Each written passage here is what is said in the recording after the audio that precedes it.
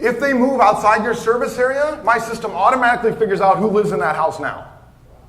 Changes the media. If your salesperson, if you fire your salesperson because he has a 5 o'clock shadow, okay? If you fire him, you email me that, okay? I literally go in my system, I don't, but I have my staff that do this. They literally go in the system and say, Jim has left the building.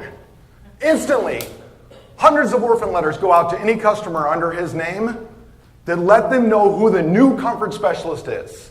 And all the media that's been running in Jim's name now switches over to the new person. There's a lot that goes into this, and all the message is customized based on the information in your database. This is the crown jewel, okay? When somebody fills out a response card, clicks on something online, replies, says they're interested, you get a high priority customer contact notification from us. That's the most important email in your inbox. Maybe except for the president of the company sending you an email. But this is your past customer saying, hey, I got a name, I gave you a referral, and by the way, I want you to call me in regards to a furnace. This is what we do. This is what we're good at, right? So we're doing database marketing to generate leads. Every month, we send you a report. Every month, we send a report, and it tells you if a customer puts in a future lead. And then we notify you when that lead gets closer. We're also telling you what media we sent out to which customer. We send everything back monthly to you. So our programs include postage all 3 ways. We send the postage going out, we send the postage, we pay for postage coming back, and then we send all the print mail back to you every month so you can review the information. Empower is our web portal, okay? Your salesperson can see his customers, the other salesperson can see his customers, and it's a pyramid. And the president or the senior management of the company can see down anywhere they want. So the salesperson can't try to steal leads from the other salesperson, but the owner of the company has full control over the customer database. Okay? It's a very complicated system, but I can assure you your salespeople will never log into it. They just won't. I speak from experience. The president of the company will. Salespeople will never log into it, even though it's available to them. Okay? What are some things that we send out? We send out letters from the president of the company. We send out warranty certificates if they buy new equipment. We send out thank you cards. All of the media that we send out has this thing attached to it. This is customized per company. Okay? We're highlighting your services. Do you guys know that whatever you sold your customer, they don't know that you do other things? It happens every day. They will literally call you and say, do you know a good plumber? We do plumbing. They don't know that you do that because they thought that you installed the furnace in their house. Understand, showcasing all of your services on every touch point is extremely critical. And I don't care if there's 20 contractors in a 3-mile radius. All 20 of those contractors offer different services. So let's make sure that your customers know what all the services are that you offer. And by the way, if they're a little tech savvy, they can type that in their computer, click on their smartphone, and they'll see the same thing online. If they check this on their phone at 10 o'clock on Sunday night, you get a lead at 10 o'clock on Sunday night. It's instantaneously online. If it comes back through the mail, then obviously we key it in and get it to you within an hour, right? So understand how that works. I'm so sorry, I forgot to come back to you. Did you have a question? You said that you look at our customer database, but how do you know all of the information about when we saw them last time, or how do you get that information? How do you get that information out of what we might keep it in? We have a QuickBooks file, and we send you the file. And you export the data. Every operating system in the world has a way to export the data. But some of them wouldn't have the last customer contact. It's not going to have any of that information. It'd just be basic customer, where they live and their phone number. It's absolutely correct. And keep in mind you're not alone, right? I mean, we deal with the most intelligent databases and the least intelligent databases. I mean, people literally send us their customers' names and their mailing addresses. No emails, no records, no nothing, right? And we can still generate a positive ROI. But the more information in your database, the better, right? The more customized I can make the messaging, the more relevant it is to the customer, the higher response rate I can get on leads. But I can start with nothing. See, I was hoping you had a way to get that information out of QuickBooks. We do in other industries. You know, everybody who gets a mortgage in the world either goes through Calyx or Encompass. We have APIs pull into those systems where we go in and pull the data right out. Unfortunately, in your guys' industry, there's 500,000 operating systems. And it costs me about 10 to 20 grand to write an API into one of them. So, unfortunately, this is the part of the agreement that you would have to agree to. You have to export us your database, and you'd have to do it consistently, monthly. Understand, we'll do all the work, but we've got to get the data from you. And unfortunately, because there's so many different operating systems, I just can't API into all of them. Can you API into QuickBooks? I could possibly do that. Let me know. We'll work on it together. Okay? We don't send out blast emails. Okay? That's the fastest way for your customer to unsubscribe. Go ahead, blast your database 2-3 times a month and see how many people start unsubscribing. We get less than 2% unsubscribe from our emails. But we're not blasting them. We're sending them a personal email from the salesperson or the CSR that they worked with. It's a customized, it looks like somebody typed it. Keep in mind, we're doing it all for you. But the customer can reply to the email, let you know about their friend or family that needs service, what other services they want. This is how we generate leads. Now, how many of you guys are using social media in some shape or form? It should be most of you guys, right? This is the company social media sites, not the individuals. We will not put your salesperson's social media sites on their media. We don't want the technician doing a keg stand Friday night to be something your customer necessarily sees. So these are only your company profiles, and we're trying to create more avenues for you to be engaged with your customer, right? We send out a lot of surveys. I showed you some of the results. We've got surveys of different shapes and sizes for different industries, service versus installs, and so on and so forth.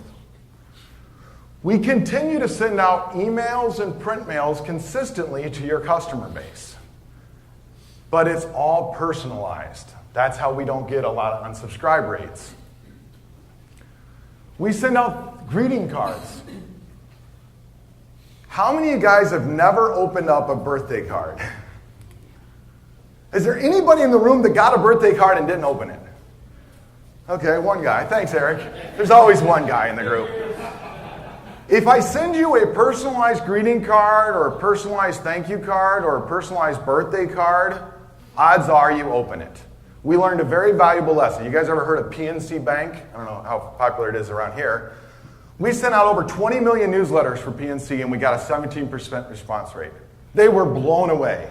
But when we started varying all the media going to the customers, we got 24% response rate. So by varying the media is actually what works, okay?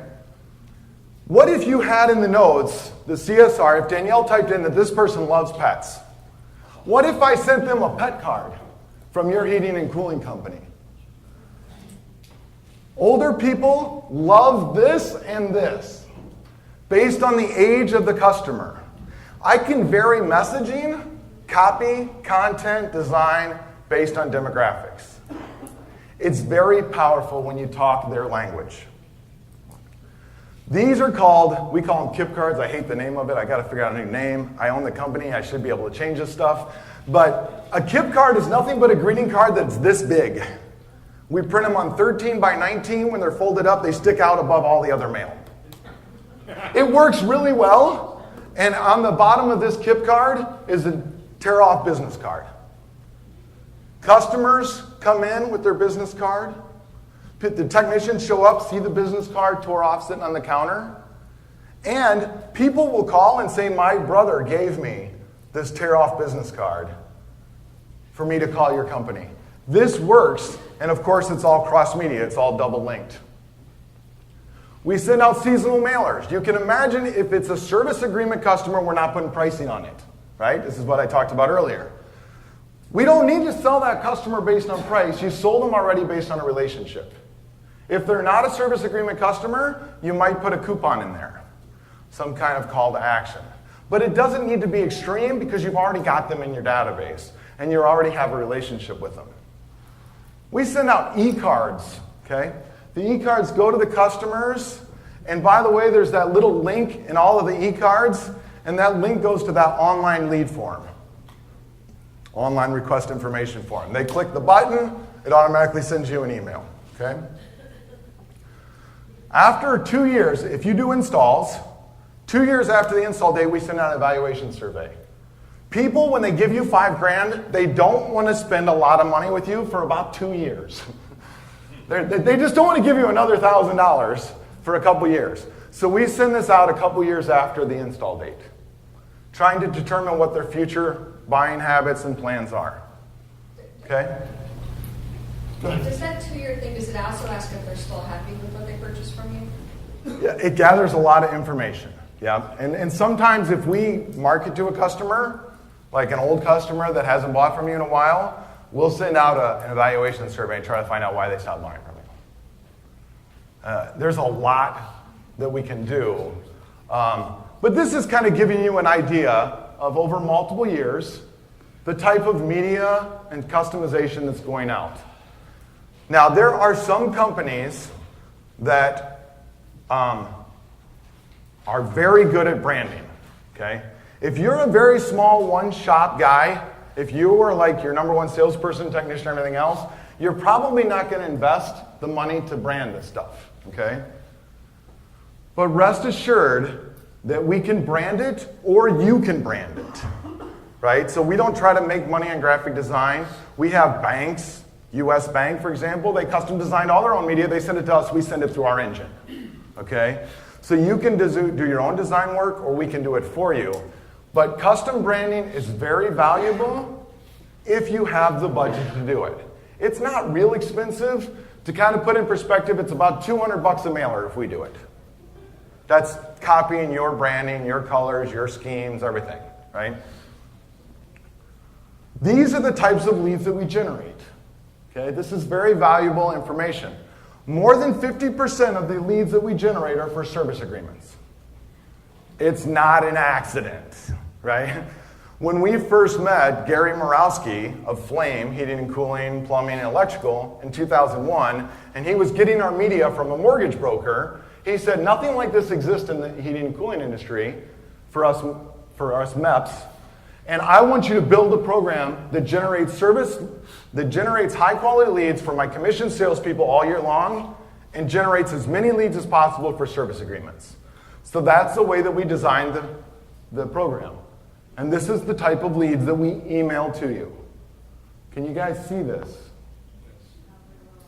Not very well? Okay.